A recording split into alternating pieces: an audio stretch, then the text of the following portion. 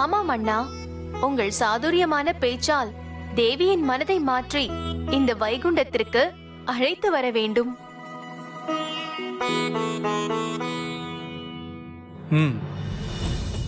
கட்டாயம் முயற்சி செய்கிறேன். ஆனால் என் மகாலட்சுமி கண்ணால் பார்ப்பதையும் காதால் கேட்பதையும் வைத்து ஒரு முடிவிற்கு வந்துவிட மாட்டார். அவர் எதையும் வகுத்து ஆராய்ந்த பிறகே முடிவு செய்வார். வணங்குகிறேன் மகாபிரபு. தாங்கள் தனிமையில் லக்ஷ்மி தேவியை சந்திக்க முடியாமல் போய்விடுமோ என்று அஞ்சுகிறேன். ரத்ன தீவில் தாய் லக்ஷ்மி தேவியுடன் அவர் சகோதரன் சமுத்திரக்கனியும் இருக்கிறான் பிரபு. அண்ணா, யார் அந்த சமுத்திரக்கனி? ஆழிராஜாவின் மகன் தேவி லக்ஷ்மிக்கு இப்போது அவன்தான் சகோதரன்.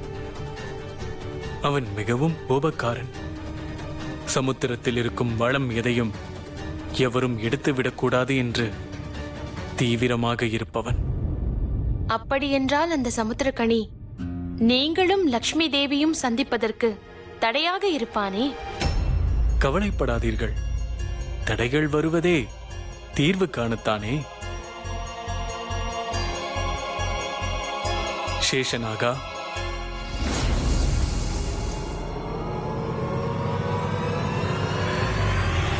வணங்குகிறேன் பிரபு.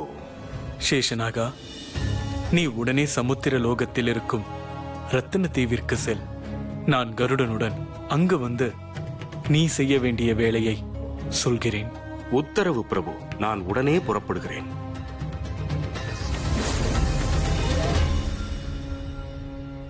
சகோதரி பார்வதி, தேவி சரஸ்வதி, உங்கள் விருப்பம் போல் நான் தேவியை சந்தித்து பேசிவிட்டு வருகிறேன். நல்லதே நடக்கும் அண்ணா.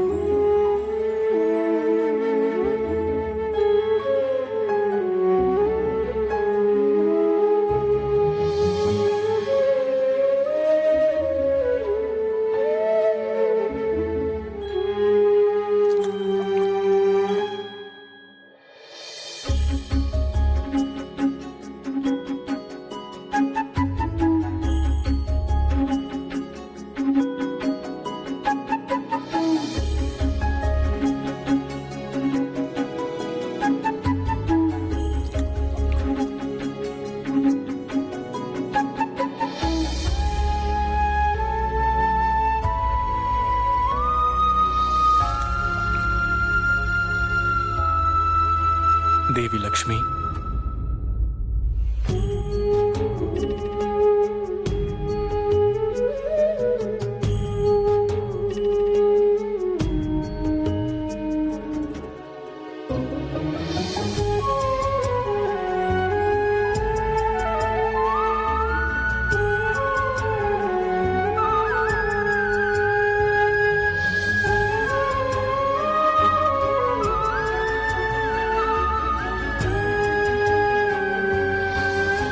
நீங்களா? இதில் ஆச்சரியப்பட என்ன இருக்கிறது? நீங்கள் சர்வ வல்லமை படைத்தவர்.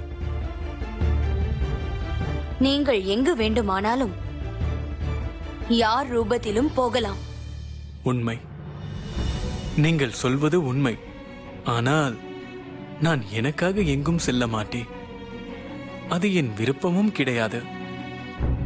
நான் சில கடமைகளை நிறைவேற்ற செல்வேன்.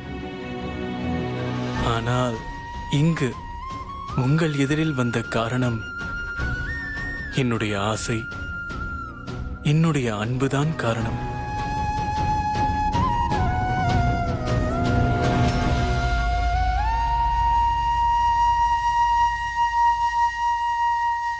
எனக்கு உங்களிடம் பேச நேரமும் இல்லை, அதில் விருப்பமும் இல்லை. நீங்கள் இந்த இடத்தை விட்டு புறப்படலாம். நீங்கள் இங்கு வந்ததை என் அண்ணன் சமுத்திரக்கனி விரும்ப மாட்டார். அந்த கவலை உங்களுக்கு வேண்டாம். உங்கள் அண்ணன் சமுத்திரக்கனி என்னை தடுக்கவும் மாட்டார், இங்கு வரவும் மாட்டார். நீங்கள் சொல்வதின் பொருள் எனக்கு புரியவில்லை. என் அண்ணன் சமுத்திரக்கனி உங்களை தடுக்க மாட்டாரா? இல்லை, நான் கூப்பிட்டால் என் அண்ணன் கண்டிப்பாக வருவார். அண்ணா, சமுத்திரக்கனி அண்ணா,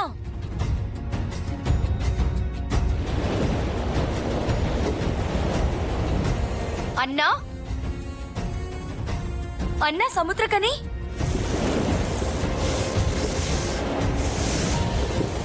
இங்கு வாருங்கள். அண்ணா, அண்ணா. தேவி, உங்கள் அண்ணன் இங்கே வரமாட்டார். ஏன் வரமாட்டார்? ஏனென்றால் அவர் இங்கேயே இல்லை. அதாவது அவர் இங்கே இருந்திருந்தால் உங்கள் குரலுக்கு வந்திருப்பாரே. நீங்கள் மாய விஷ்ணுவாயிற்றே, ஏதாவது தந்திரம் செய்திருப்பீர்கள். எனக்கு உங்களுடைய வார்த்தையை கேட்க நேரமில்லை. நான் புறப்படுகிறேன். தேவி,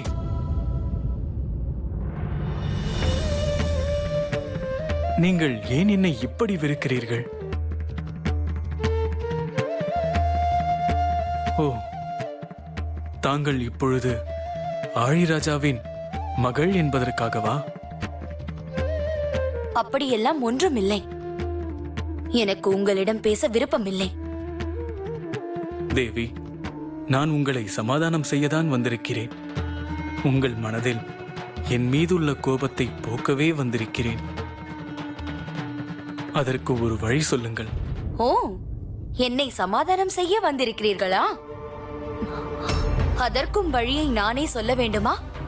இல்லை, அதற்கும் நீங்களே வழியை கண்டுபிடித்து விட்டீர்களா? தேவி, நீங்கள் உங்கள் மனதை ஒரு தடவை கேட்டு பாருங்கள். என் மேல் கொண்ட கோபம் சரியானதா இல்லையா என்று. என் பக்தர்களுக்காக நான் என்ன வேண்டுமானாலும் செய்வேன்.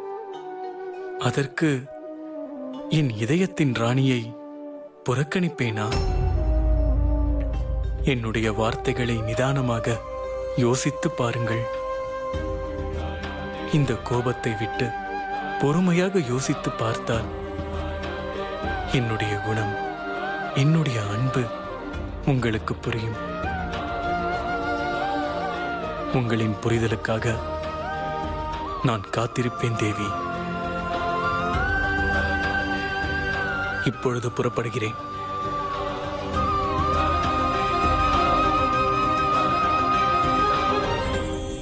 கருட தேவா,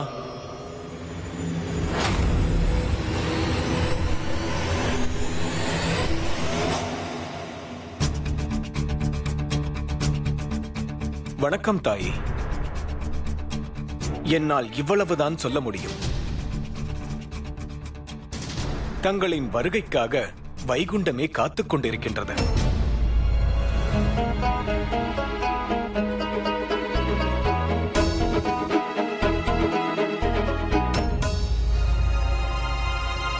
கருட தேவா, நம் எல்லோருடைய ஆசையையும் தேவியிடம் சொல்லிவிட்டேன்.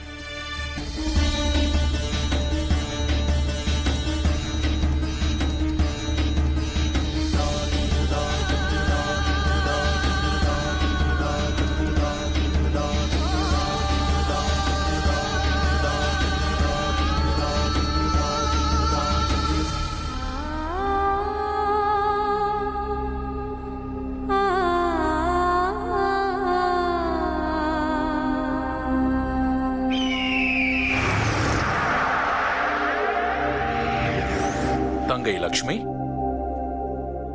லக்ஷ்மி, ஏன் இப்படி நின்று கொண்டிருக்கிறாய்?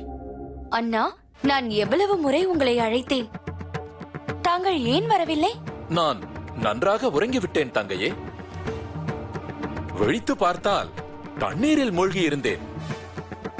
எனக்கு ஒன்றுமே புரியவில்லை. இங்கு யாராவது வந்திருந்தார்களா?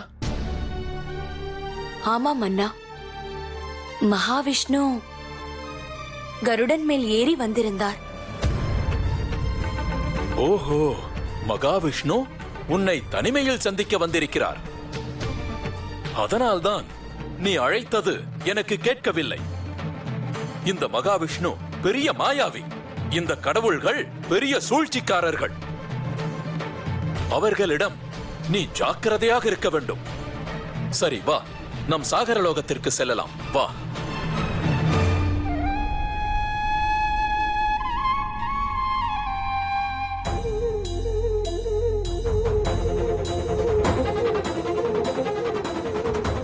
சுக்கிராச்சாரியார் போல் சமுத்திரக்கனியின் அன்பு கிடைத்தது என் பாக்கியம்.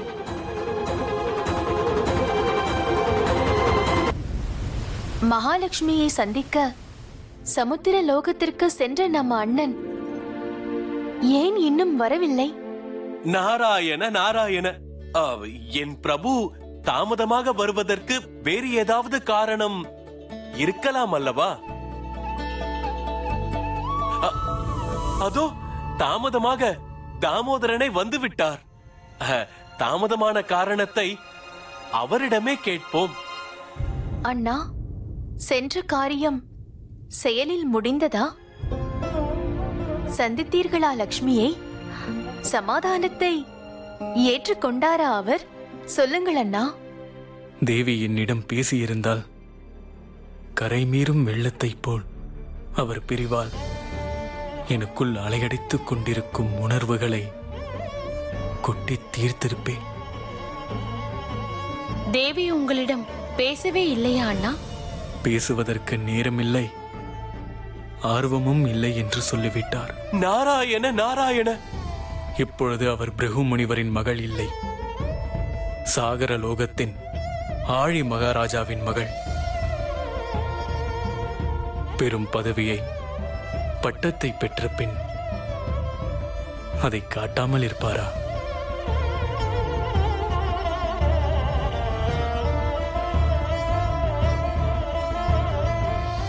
லக்ஷ்மி எதை மனதில் வைத்துக் கொண்டு இப்படி நடக்கிறார் என்பது தெரியவில்லை. சரியான புரிதல் இல்லை என்றால் கோபம், வெறுப்பு போன்ற உணர்வுகள் மனிதர்களுக்கு மட்டும் அல்ல, தெய்வங்களுக்கும் வரும் என்பதற்கு லக்ஷ்மி தேவியே உதாரணம். நாவரசி சரியாக சொல்கிறார். கோபம், வெறுப்பு போன்ற உணர்வுகள் வெறும் மாயை. அன்பு மட்டுமே நிஜம் என்பதை என் தாய் லக்ஷ்மி தேவிக்கு புரிய வைக்க வேண்டும்.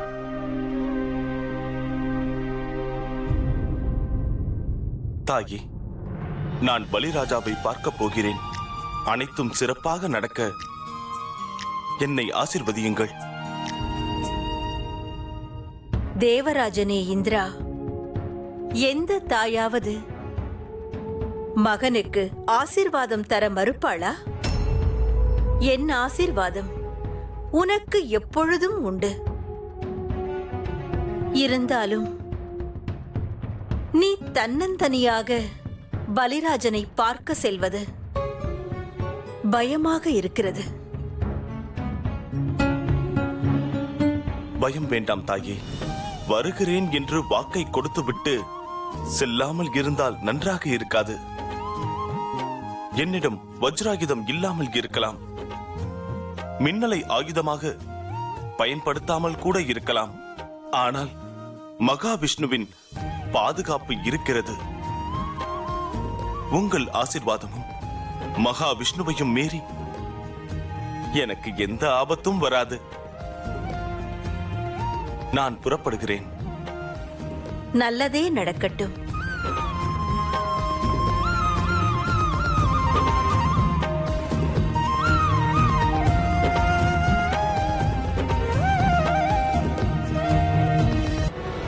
அந்த அமிர்தத்தை நான் மட்டும் பருகுவதால் பயனே இல்லை. பிரம்மனின் குழந்தையான நாம் அனைவரும் பருகினால் இறப்பென்பதே இல்லாமல் போகும். பிறகு நீ பலசாலி, நான் பலசாலி என்ற நிலை இல்லாமல் நமக்குள் சமமாக சந்தோஷமாக இருக்கலாம். ம்.